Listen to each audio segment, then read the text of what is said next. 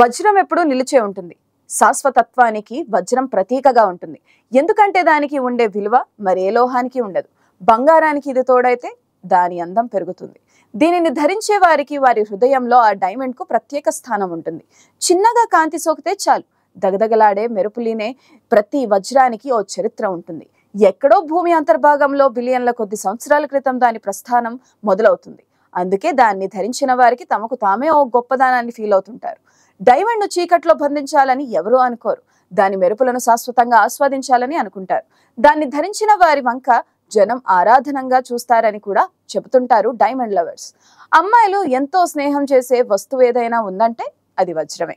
ఇంతటి ఘనత కలిగిన డైమండ్స్ ఎప్పుడు తయారయ్యాయన్న విషయంపై పరిశోధకులు ఆసక్తికరమైన విషయాలు చెబుతున్నారు. మన భూమిపై ఎప్పుడో బిలియన్ల సంవత్సరాల క్రితం డైనోసార్లు రాజుమేలిన కాలంలో అత్యంత అసాధారణ పరిస్థితుల్లో రేర్ కండిషన్, హై టెంపరేచర్, ఒత్తిడి పెరిగిన సందర్భంగా భూమిలో సుమారు 160 కిలోమీటర్ల లోతులో అగ్నిపర్వతాలు బద్దలైనప్పుడు బయటకు కరిగిపోయిన ఖనిజాలు లావా ఎగజిమ్మినప్పుడు డైమండ్స్ తయారవుతాయంట. ఆశ్చర్యంగా ఉంది కదా. అది కూడా ప్రత్యేకమైన ఖనిజమేదో ఆ వేడికి కరిగిపోయి క్షణంలో తయారై బయటకు విసిరివేయబడతాయట. అలా వజ్రాలు భూమి పొరల్లోకి చేరిపోయి ఎక్కడో తవ్వకాలు జరిగినప్పుడు యాదృచ్ఛికంగా బయటపడుతుంటాయి. అంటే ఒక వజ్రం తయారు కావాలంటే ఎన్నో పరిస్థితులు కారణమవుతాయి. డైమండ్ కు ఆ పేరు గ్రీక్ భాషలోని అడామస్ అనే పదం నుంచి వచ్చిందని చరిత్ర చెబుతుంది. అడామస్ అంటే అన్బ్రేకబుల్ అనే అర్థం, అంటే పగలగొట్టలేనిది అని అర్థం. అందుకే దాన్ని ప్రేమకు ప్రతిరూపంగా అనాదిగా రాజులు రాణులకు సమర్పించుకుంటున్నారు. అలా బహుమతులు ఇవ్వడం ద్వారా తమది చాలా గట్టి ప్రేమ అని ప్రకటించుకోవడం అన్నమాట. 18వ శతాబ్దం వరకు ప్రపంచంలో వజ్రాలు కేవలం భారతదేశంలో మాత్రమే లభిస్తాయని అనుకునేవారు. ఎందుకంటే ఒకప్పుడు మన దేశంలో వజ్రాలను రాసులుగా పోసి అమ్మేవారట. అప్పట్లో హైదరాబాద్ సంస్థానంలోని గోల్కొండ గనుల్లో ప్రపంచంలోనే అతి పెద్దవి అరుదైన వజ్రాలు లభించాయి. 105.6 క్యారెట్ల సైజు ఉండే కోహినూర్ వజ్రం ఇక్కడే బయటపడింది. అయితే చైనా వ్యాపారులు ఏడార్లు గుండా ఏర్పాటు చేసుకున్న సిల్క్ రూట్ మొదలయ్యాక మన దేశం నుంచి వజ్రాలు బయటదారి పట్టాయి. అవి ఎక్కువ యూరోప్ దేశాల్లోని రాజ్ కుటుంబాలకు, పశ్చిమ దేశాల్లోని ధనవంతుల ఖనిజాల్లోకి తరలిపోయాయి. వారు మన దేశం నుంచి వచ్చే ఈ విలువైన రాళ్లను కలిగి ఉండటం ఓ ప్రెస్టేజ్ అని భావించేవారు. వాటిని తాము ప్రేమించే వారికి బహుకరించడం ఓ గొప్ప అనుభూతిని ఇచ్చేదని చెబుతారు. అయితే కాలక్రమేణా ప్రపంచంలోని ఇతర ప్రాంతాల్లోనూ వజ్రాలు బయటపడ్డాయి. వాటి కోసం మైనింగ్ కూడా మొదలైంది.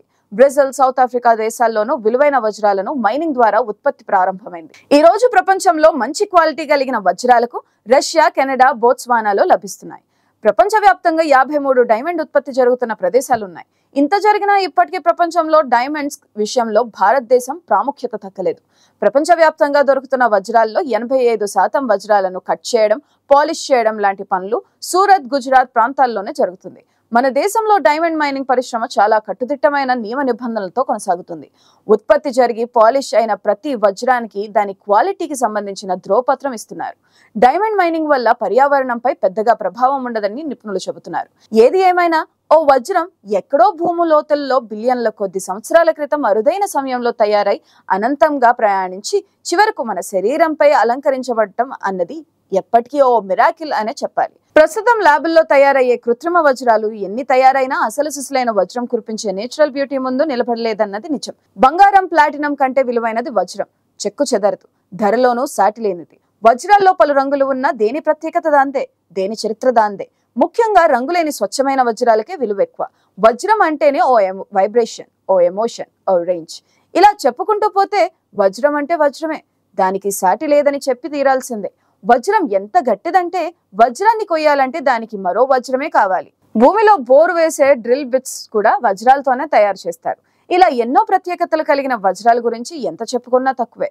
పొలంలో దున్నుకుంటున్న రైతుకు దొరికినా, అతడి పొలంలో పనిచేస్తున్న రైతు కూలీకి దొరికినా ఆ వ్యక్తి రాత్రికి రాత్రే కోటీశ్వరుడు అయిపోతాడు. ఇలాంటి సందర్భాలు బోలెడు వింటుంటాం. గట్టిగా దృఢంగా ఉన్న వాటిని వజ్రంలా ఉందే అంటారు. అంటే వజ్రం అంత దృఢంగా ఉంటుంది. భూమిలో లభ్యమైన వజ్రాన్ని సానబెట్టడం అనేది ఓ ఖరీదైన ప్రక్రియ. దానికి మంచి షేపు, మెరుపు రావాలంటే చాలా కష్టపడాల్సి ఉంటుంది. ఇది చాలా ఖరీదుతోనూ కూడుకున్న ప్రక్రియగా ఉంటుంది. వజ్రాలు భూమి బరువు కూడా భరించగలవని నిపుణులు చెబుతున్నారు.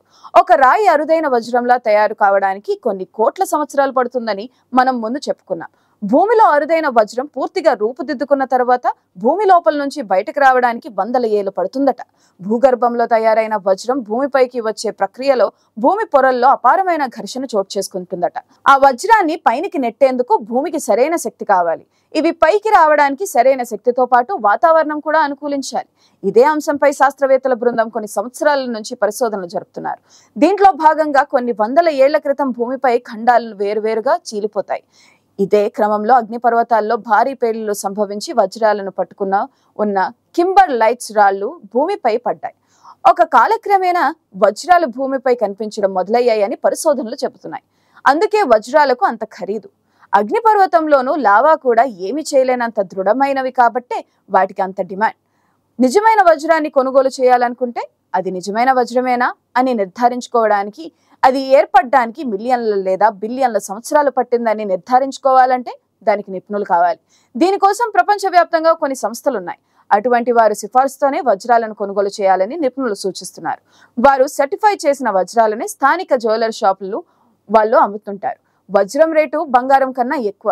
కందిగింజంత ఒరిజినల్ వజ్రం 30,000 రూపాయలకు తక్కువగా ఉండదు. బంగారం కన్నా విలువైనది. వజ్రం చేరికతో బంగారానికి అందం వస్తుంది. అందుకే దాని పట్ల ప్రపంచవ్యాప్తంగా జనంలో మోజు ఏర్పడింది. పైగా వజ్రం శాశ్వతమైనది, కలకాలం నిలిచి ఉంటుంది.